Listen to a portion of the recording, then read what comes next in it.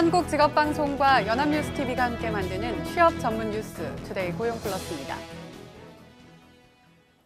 4월 임시국회 막이 오르지만 전망은 그야말로 안개 속입니다.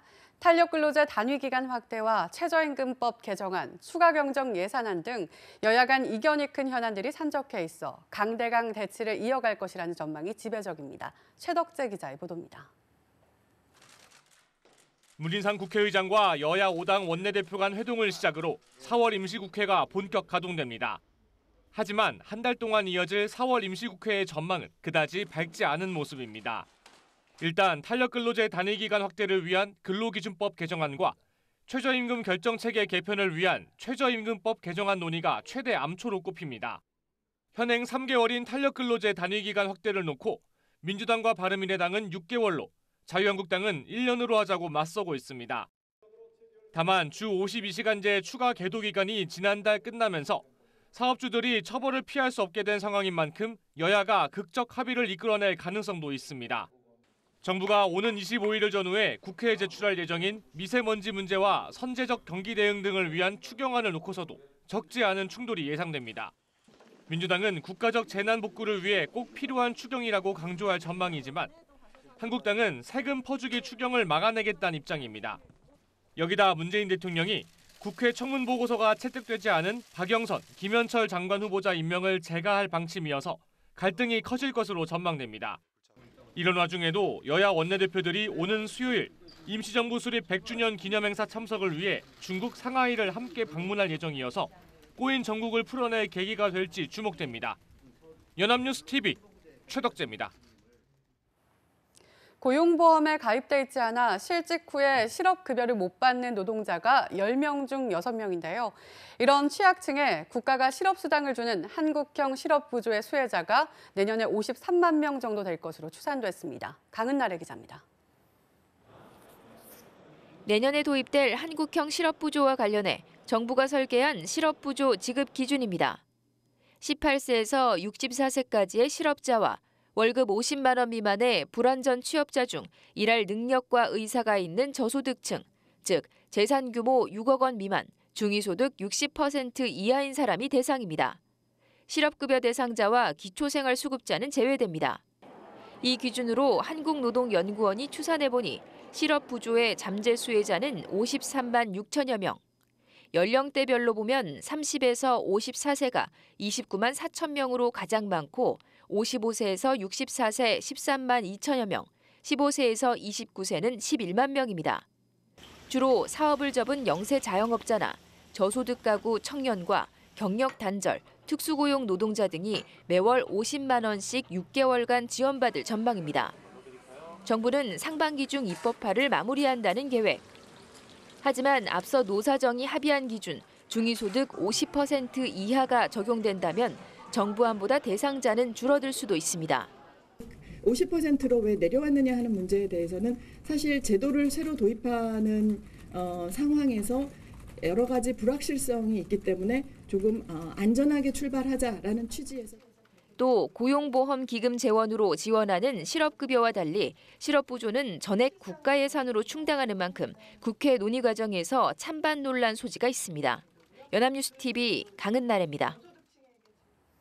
지난해 주요 기업에서 5억 원 이상 고액보수를 받은 임원과 직원이 1,500명을 넘는 것으로 집계됐습니다. 재벌닷컴이 2018 회계연도 결산 사업 보고서를 분석한 결과 지난해 2,821개사에서 1,586명이 5억 원 이상 보수를 받은 것으로 나타났습니다. 5억 원 이상 연봉 수령자 중 10대 그룹 소속 임직원은 모두 452명으로 28.5%를 차지했습니다.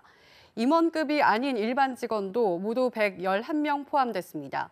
이 중 퇴직금이나 스톡 옵션을 받지 않은 순수 연봉킹은 스타 TV 프로듀서인 나영석 PD로 지난해 40억 8천만 원을 받았습니다. 비대면 거래 비중이 늘면서 국내 6개 시중은행 직원 수가 최근 3년간 6천 명 가까이 줄어들었습니다.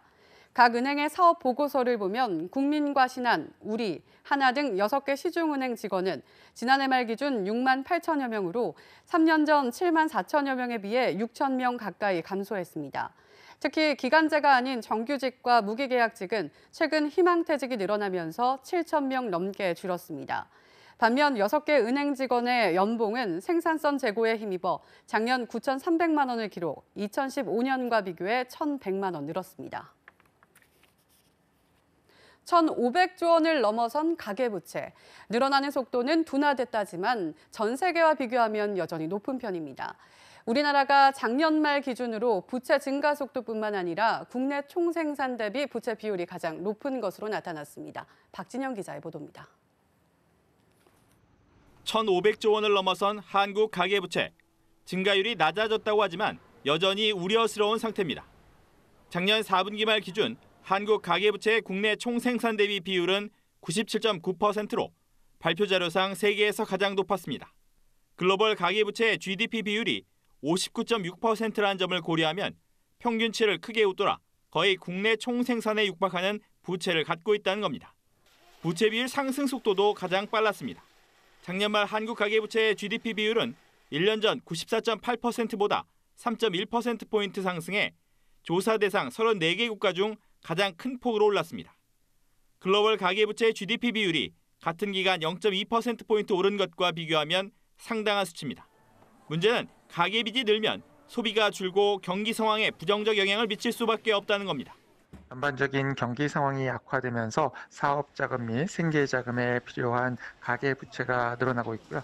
이러한 가계 부채의 증가는 추가적으로 경기에 부담을 주면서 경기 하락을 가속화시킬 위험이 커지고 있습니다. 정부 역시 이런 문제점을 인식하고 가계부채 증가율을 명목 GDP 성장률 이하로 줄인다는 목표입니다.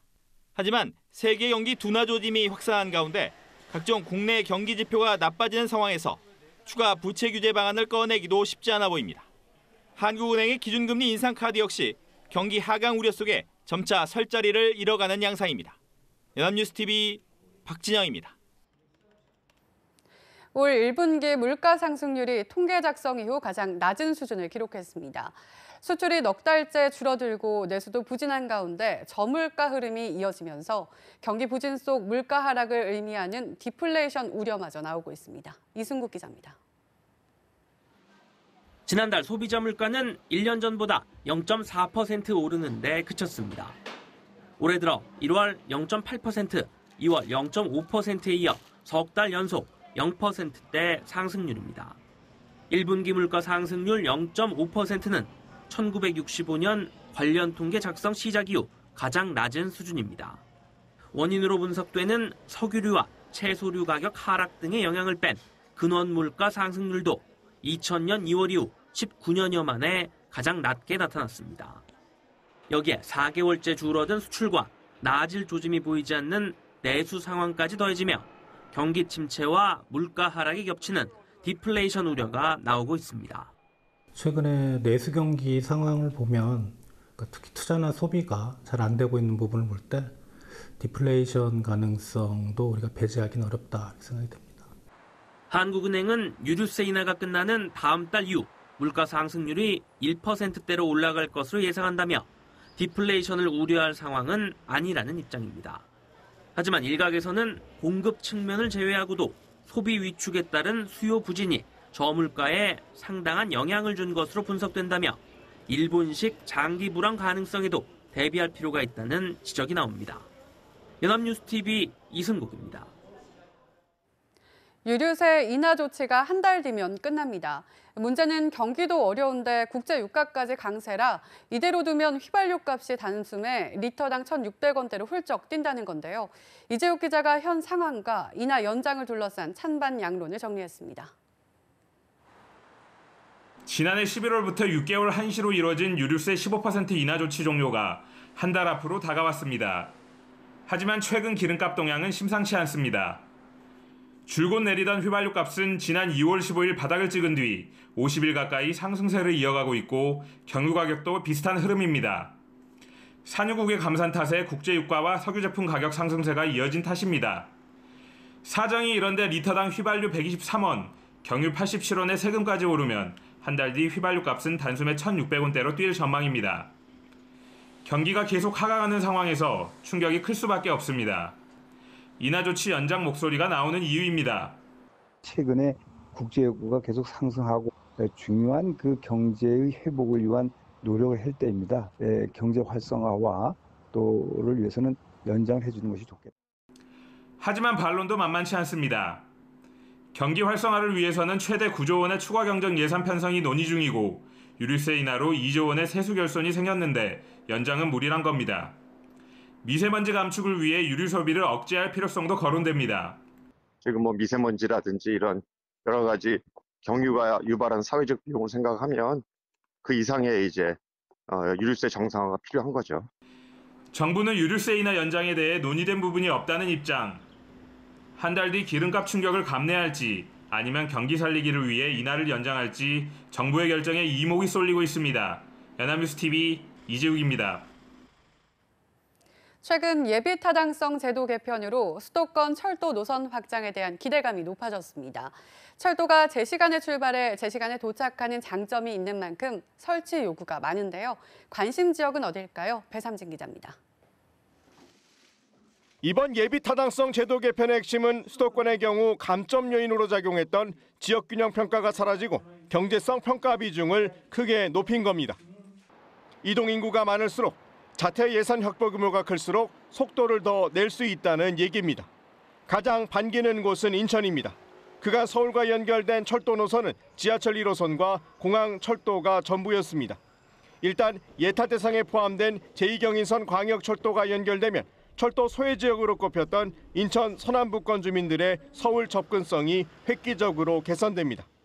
1시간 반이 걸리던 인천 청학동에서 구로까지 이동 시간이 30분대로 남동공단에서는 20분 정도면 도착할 수 있습니다. 사전 타당성 조사가 진행 중인 서울 지하철 2호선 홍대에서 청라 연결이나 서울 지하철 5호선의 김포 연장, 인천 지하철 2호선 노선 확장 역시 관심입니다. 지난해 예타 면제 대상에서 탈락한 파주 운정신도시 지역 3호선 연장도 기대감이 높아졌습니다. 광역 급행철도 GTX A 노선이 추진되지만 10만 가구나 되는 교통 수요를 GTX가 감당하기에는 부족하다는 여론이 많습니다. 재원이 조성된 사업은 별도로 고려하기로 하면서 광교와 호메시를 잇는 신분당선 연장이나 GTX B노선 사업은 예타 개편으로 청신호가 켜졌습니다. 여기에 동탄2지구 동탄도시철도와 왕숙지구 별내선 연장, 하남 교산지구 3호선 연장도 예타 검토 대상에 오를지 주목됩니다. 도시철도 망승인을 받기 위해서 지금 그거는 노력을 하고 있고요. 도시철도 망승이 일단 나야지 그 다음 대차인 걸 넘어갈 수 있으니까요. 그래서 안 돼 있는 노선들에 대해서 조속히 다 추진될 수 있습니다. 반면 서울시가 추진하는 10개 철도 노선 개량 사업은 예타 검토 대상에 오르더라도 경제성 문제 때문에 통과하기 어려울 수 있다는 전망도 나오고 있습니다. 연합뉴스TV 배삼진입니다. 5세대 이동통신 서비스가 상용화에 들어간 지 일주일도 안 됐는데 벌써부터 불법 보조금 지급을 포함해 이동통신사들의 가입자 유치 경쟁이 과열 양상을 보이고 있습니다. 서울 한복판에서조차 잘 터지지 않는데 고객 유치만 열을 올리는 게 아니냐는 비판이 나옵니다. 서영석 기자입니다. 주말 사이 인터넷 커뮤니티에는 갤럭시 S10 5G 구매글이 줄을 이었습니다. 그런데 쉽게 납득이 안 가는 가격이 눈에 띕니다. 갤럭시 S10 5G의 실제 구매 가격이 LTE 모델보다 저렴한 기현상이 벌어진 겁니다. 이동통신사들이 공시지원금을 높인 데 이어 일부 대리점이 많게는 60만 원에 달하는 불법 보조금 살포에 들어갔기 때문입니다. 출고가 130만 원이 넘는 단말기 값은 40만 원대로 뚝 떨어졌습니다. 이동통신 3사가 고객 유치에만 신경 쓰는 사이 5G 서비스 질에 대한 의구심은 커지고 있습니다. 저는 지금 광화문 사무실 건물 5층 안에 들어와 있습니다. 이동통신사 건물과 불과 300m 떨어진 거리인데도 5G 통신이 잡히지 않습니다.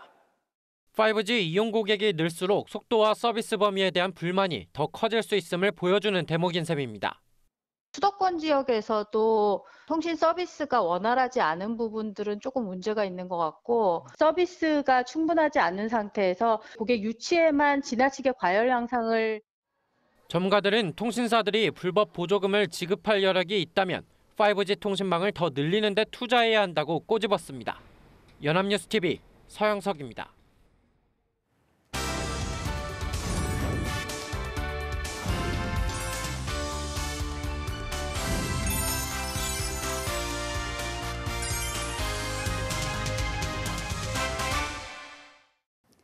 사회적으로 핫한 이슈를 키워드로 알아보는 핫키워드 시간입니다. 안치홍 아나운서 안녕하세요. 안녕하세요. 핫키워드 시간입니다. 오늘의 핫키워드 바로 길 위의 직장인들입니다. 박한 아나운서, 출퇴근할 때 혹시 어느 정도 시간이 걸리나요? 네, 저는 대략 1시간 정도가 걸리는데요. 결코 짧지 않은 시간이죠. 네, 저 역시도 상당한 시간이 걸립니다. 그렇다면 다른 직장인들은 어떨까요? 얼마 전 이와 관련한 유의미한 조사 결과가 발표됐습니다. 국토부와 교통안전공단이 지난해 1년 동안 수집한 교통카드 데이터를 바탕으로 지난해 수도권 대중교통 이용 실태를 분석한 건데요. 시민들의 교통카드 사용 비율이 90%가 넘는다는 사실을 바탕으로 빅데이터 통합 정보 시스템을 구축한 겁니다. 그런데 조사 내용이 아주 흥미롭습니다. 교통카드 하나만으로 대중교통 이용 인원과 이용 횟수, 출퇴근 시간의 분포를 조사한 건데요. 조사 결과에 따르면 지난해 수도권에선 6,777만 명이 66억 6천만 건의 교통카드를 사용했다고 합니다. 하루 평균 719만 명이 대중교통을 이용한 셈인데요. 지역별로 하루 평균 교통카드 사용자 수는 서울이 390만 명, 경기가 260만 명, 인천이 68만 명 순이었습니다. 네, 시민의 발이라는 수식어 맞게 정말 많은 시민들이 대중교통을 이용을 하고 있었군요. 그렇다면 대중교통을 이용해서 주로 어느 지역으로 많이 향했나요? 네, 경기와 인천에서 서울로 가는 이용객 수가 가장 많았는데요. 하루 평균 131만 명이었습니다. 반대로 서울에서 경기와 인천으로 가는 이용객 수는 126만 명으로 집계됐는데요. 이 지역 안에서 이용하는 승객 수도 상당했습니다. 서울 안에서 움직이는 승객 수는 하루 평균 693만 명으로 서울시 전체 발생 평균 통행량의 84.6%를 차지해 압도적으로 많았는데요. 경기도 역시 하루 평균 304만 명으로 71.2%를, 인천시는 83만 명으로 74.8%의 비율을 보였습니다. 네, 시의 경계를 넘는 경우도 상당히 많았네요. 그런데 이렇게 원거리를 다닌다면 출퇴근 시간도 결코 만만치 않을 것 같은데요. 그렇습니다. 수도권에서 대중교통을 이용해서 출근하는 경우엔 출발지에서 목적지까지 평균 1시간 21분이 걸렸는데요. 왕복으로 따지면 거의 3시간에 달합니다. 가장 오래 걸리는 시간은 인천 경기도 간으로 1시간 48분이 걸렸는데요. 인천과 서울은 1시간 24분, 서울과 경기는 1시간 19분인 것으로 나타났습니다. 네, 3시간 가까이를 길에서 보낸다는 사실이 참 안타깝습니다. 이렇게 장시간 대중교통을 이용하며 주로 쓰이는 교통수단은 어떤 것이었나요? 네, 지역마다 다소 차이가 있습니다. 경기도에서 서울로 출근하는 경우엔 환승으로 버스와 광역 도시철도를 모두 이용하는 경우가 39.8%로 가장 많았고, 인천에서 서울로 출근하는 경우엔 54%가 광역 도시철도를 이용해 주된 교통수단이 됐습니다. 서울에서 인천으로 출근하는 경우 역시 56.6%가 광역 도시철도를 가장 많이 이용했는데요. 반면 서울에서 경기로 출근하는 경우엔 버스, 광역 도시철도가 고르게 이용되는 것으로 조사됐습니다. 네, 이렇게 시민들이 대중교통을 이용할 때 가장 많이 붐비는 곳은 어디였나요? 네, 우선 전체적으로 최다 이용 승차와 환승이 이루어지는 버스 정류장은 사당역 4번 출구였는데요. 최다 하차 버스 정류장은 수원역, 노보텔 수원, 광역도시철도역 승하차 모두 강남역이었습니다. 또 잠실역은 환승이 가장 많이 이루어지는 광역도시철도역으로 뽑혔는데요. 하지만 출근 시간에 가장 승차가 많이 이루어지는 버스 정류장은 따로 있었습니다. 야탐역 종합버스터미널 그 주인공이었는데요. 하차는 중앙버스 전용차로 사당역에서, 환승은 판교역 남편에서 가장 많이 이루어졌습니다. 퇴근 시간엔 사당역 4번 출구 버스 정류장에서 승차와 환승이 가장 많이 이루어졌는데요. 하차는 수원역 노보텔 수원에서 가장 많이 이루어졌습니다. 또 광역도시철도의 경우엔 승차는 강남역이, 하차는 신림역이, 환승은 잠실역이 가장 많이 이루어지는 것으로 조사됐습니다. 네, 수치만으로도 당사자의 고단했던 하루를 말해주는 것 같습니다. 수백 킬로를 오간 그 누군가는 여러분의 출근길을 함께했던 옆자리 승객이었을지도, 가까운 곳의 이웃이었을지도 모릅니다. 혹은 미래의 여러분의 모습일지도 모르고요. 내일 다시 고단한 출근길이 시작되겠지만 힘내시기 바랍니다. 저희는 항상 여러분의 하루를 응원하겠습니다. 지금까지 핫키워드 안치홍 아나운서였습니다. 고맙습니다. 고맙습니다. 지금까지 투데이 고용 플러스였습니다. 오늘 저희가 준비한 내용은 여기까지입니다. 함께해 주신 여러분 고맙습니다.